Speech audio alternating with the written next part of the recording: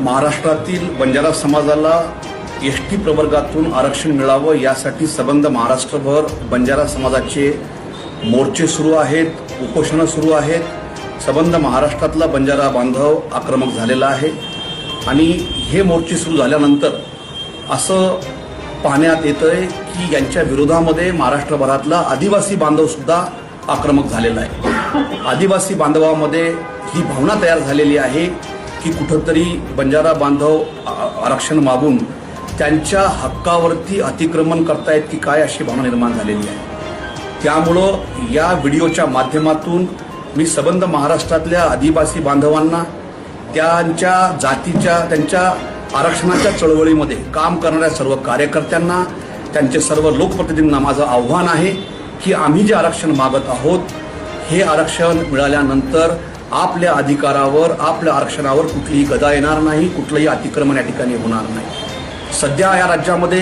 डिनोटिफाईड ट्राईबचं आरक्षण आम्हा 14 जातींना लागू आहे आणि आमची सरकारला ही मागणी आहे की जर आमचे पुरावे सिद्ध झाले आणि आम्ही आदिवासी असू तर जेव्हा आम्हाला आरक्षण भेटेल त्यावेळेस डिनोटिफाईड ट्राईब्सच्या आरक्षणाचं वर्गीकरण करावं आणि आमचा जेवढा शेअर, आमचा जेवढा वाटा त्या आरक्षणामध्ये असेल तो वाटा आदिवासींच्या 7% आरक्षणाला जोडून ST B मधून आम्हाला आरक्षण द्यावं अशा प्रकारची आमची मागणी आहे। त्यामुळं कोणीही आमच्या या मोमेंटला समोर ठेवून आपण कुठलाही गैरसमज करून घेऊ नका आणि कोणीही आक्रमक होऊ नका।